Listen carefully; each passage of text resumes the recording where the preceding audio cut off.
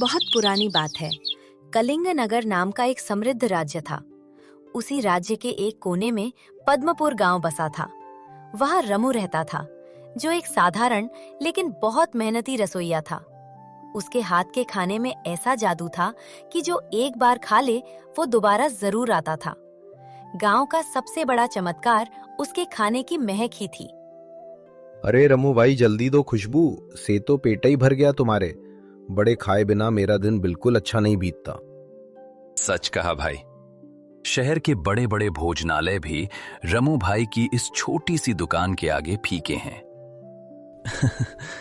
हुजूर, आप लोगों का प्यार ही मेरे खाने का मुख्य मसाला है। ये लीजिए, गर्मा गर्म बड़े। आहा आहा, क्या खुशबू है। रमू, आज कुछ खास बनाया है क्या?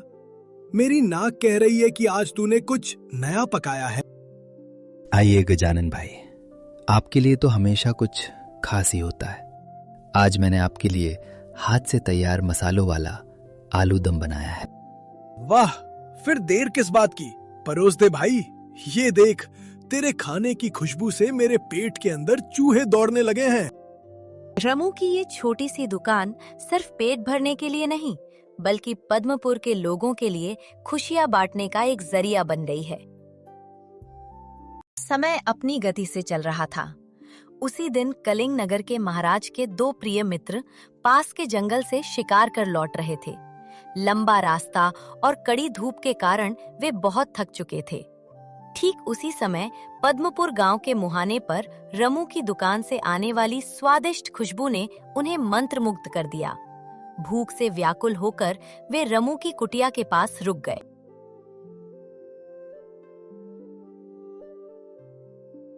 अरे मित्र, देखो इस छोटी सी दुकान से कितनी सुंदर खुशबू आ रही है।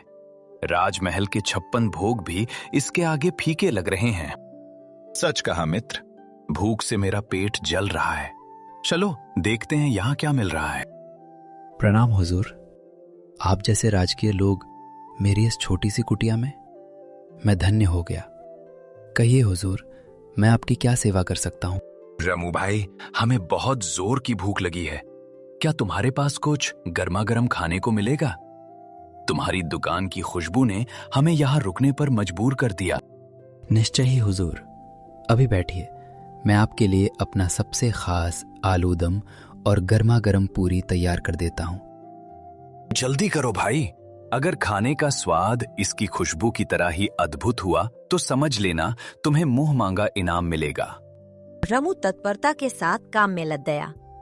गांव वाले और गजानन भाई भी दूर खड़े होकर आश्चर्य से राजा के अतिथियों को देख रहे थे। रमू के साधारण हाथों का जादू आज बड़े बड़े राजकीय लोगों की भूख मिटाने जा रहा था।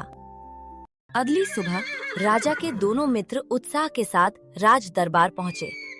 उनके मन में अब भी रमू के उस स्वादिष्ट भोजन का स्वाद बसा हुआ था। महाराजा से मिलते ही वे अपने अनुभव का वर्णन करने लगे। महाराज, शिकार तो अच्छा था, लेकिन हमें आपके राज्य में एक ऐसा रत्न मिला है जिसके बारे में हमने कभी कल्पना भी नहीं की थी। सच कहा मित्र। महाराज, आपके पद्मपुर गांव में रमू नाम का एक रसोइया है। उसके हाथों में ऐसा जादू है कि उसका बनाया भोजन खाने के बाद हमें लगा जैसे हमने स्वर्ग का अमृत चखा हो। एक साधारण ग्रामीण रसोइये की इतनी प्रशंसा! हमारे राजभवन में तो देश विदेश के बड़े बड़े पाचक हैं। मंत्री जी, वे बड़े पाचक रमू के उस साधारण आलूदम और पूरी का स्वाद नहीं दे पाएंगे। उसका व्यवहार और उसके खाना पकाने की महक ने हमें मंत्रमुग्ध कर दिया है। महाराज, हमारा अनुरोध है कि आप एक बार उस रमू का बनाया भोजन जरूर चखें। हमारा विश्वास है कि उसके जैसा रसोइया आपकी राजकीय रसोई में होना चाहिए। यदि आप जैसे पारखी लोग इतनी प्रशंसा कर रहे हैं तो वह रसोइया निश्चय ही असाधारण होगा। मंत्री जी, तुरंत व्यवस्था कीजिए। हम पद्मपुर के उस रमू को ससम्मान दरबार में आमंत्रित करना चाहते हैं। राजा का आदेश पाकर मंत्री तैयार हो गए। पद्मपुर के उस छोटे दुकानदार रमू का भाग्य बदलने वाला था, लेकिन गांव वाले और मजाकिया गजानन रमू के बिना कैसे रहेंगे? एक साधारण रसोइये रामू की प्रशंसा चारों ओर फैल गई थी। लेकिन राजभवन का पुराना रसोइया कालिया इस बात से बहुत ईर्ष्या कर रहा था। कालिया केवल एक रसोइया नहीं था, वो पड़ोसी शत्रु राज्य का एक गुप्तचर भी था। वो राजा को खत्म करने का एक भयानक षड्यंत्र रच रहा था। उस गांव के रसोइये रामू को यहाँ आने दो। उसके आने से पहले ही महाराजा का खेल खत्म हो जाएगा।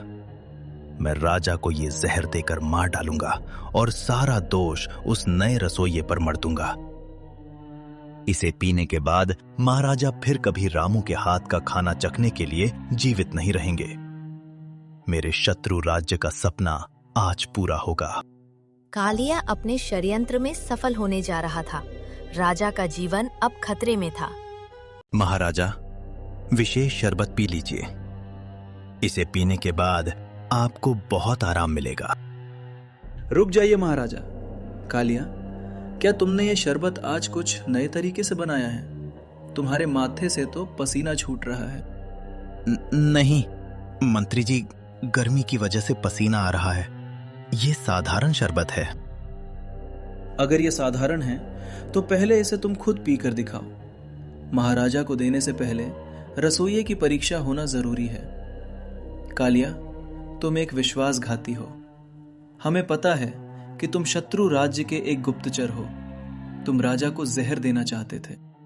मुझे क्षमा कर दीजिए मंत्री जी।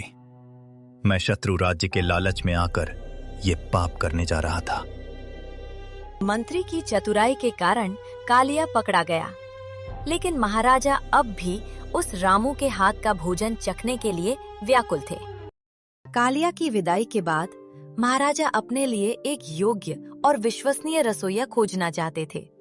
इसीलिए एक विशाल खाना पकाने की प्रतियोगिता आयोजित की गई।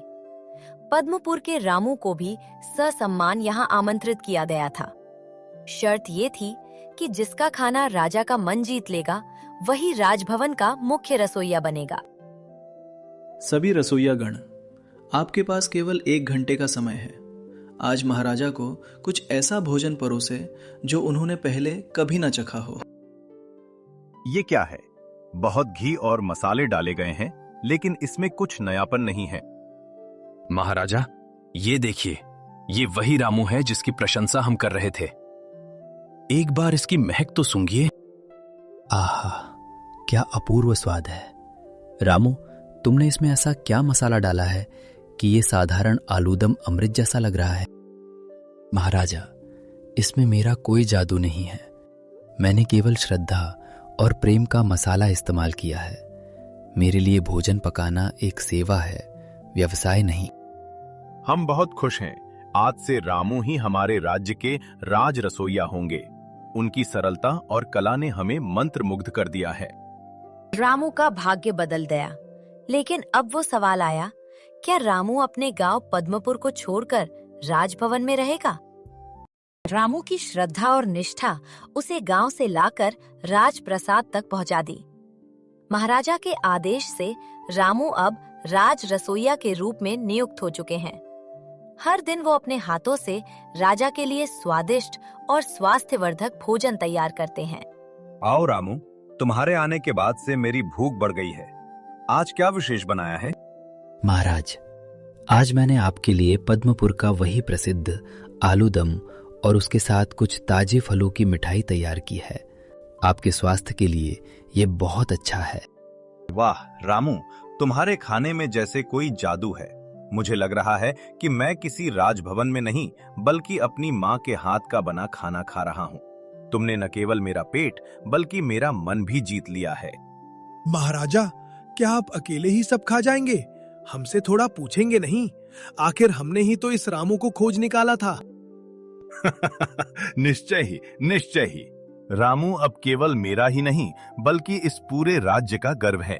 रामू, तुम्हें जो भी पुरस्कार चाहिए मांग सकते हो।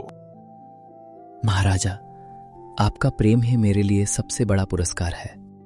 मैं बस इतना चाहता हूं कि मैं हर दिन इसी तरह श्रद्धा के साथ सबके लिए भोजन बना सकूं। रामू राजभवन में रहकर खुशी खुशी राजा की सेवा करने लगा। उसकी कीर्ति चारों ओर फैल गई। एक साधारण रसोइये की सरलता और ईमानदारी ने ही उसे राजकीय सम्मान दिलाया था।